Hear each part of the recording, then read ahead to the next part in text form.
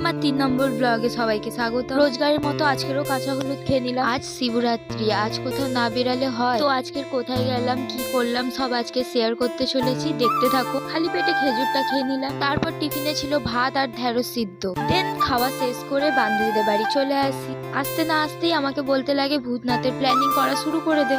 তারপরে কে কখন বেরাবে একটু প্ল্যানিং করে নিলাম বসে বসে। এর পাশাপাশি আরেকটা বন্ধুকে যোগ করা হলো। যতক্ষণ ওকে জানাচ্ছে চলো একটু গান শুনে নি। एक सुनो ना मेरे भोलेनाथ जी, एक सुनो ना मेरे दीनानाथ जी। দেন স্নান করে চলে আসি রেডি হওয়ার জন্য। কমেন্টে ভালো খারাপ জানাতে ভুলবে না। এই যে ফুল মেকআপ লুক।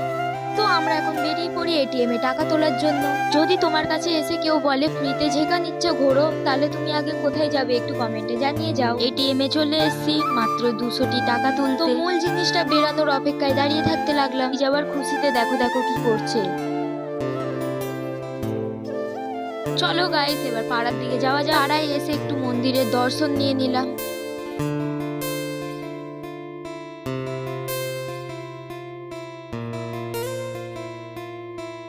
তারপর আরেকজনকে আলতা পড়তে দেখে আরেকজনের আলতা পরা শখ হয়ে আমার থেকে বড় হয়ে গাইস আমার পায়ে আলতা পরিয়ে দিল। দেন 4 জন মিলে ভূতনাথের দিকে রওনা দিলাম।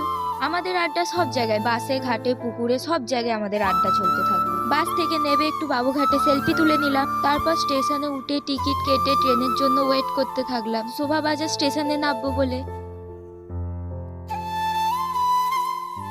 ট্রেনে উঠে ট্রেনটাকেও বাদ দিইনি, ট্রেনের মধ্যেও ভিডিও ফটো তোলা শুরু করে দিয়েছি। আমি একা না, বাকি সবাই।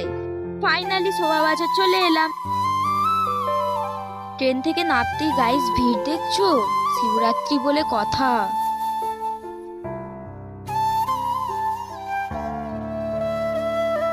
তারপর আমরা মোটা বাবার মন্দিরের দিকে আমরা রওনা দিলাম। ভিড়ের ঠেলায় গাইস ঢুকতে পারিনি। বাইরে থেকে দর্শন নিয়ে বেরিয়ে আসি।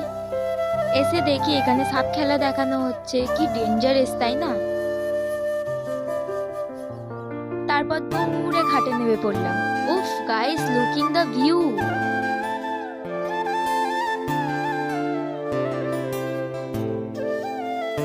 তারপর জোয়ার আসার কারণে ঘাট পুরো ফাঁকা হয়ে গেল, সেই কারণে আমরাও বাড়ির দিকে রওনা দিলাম।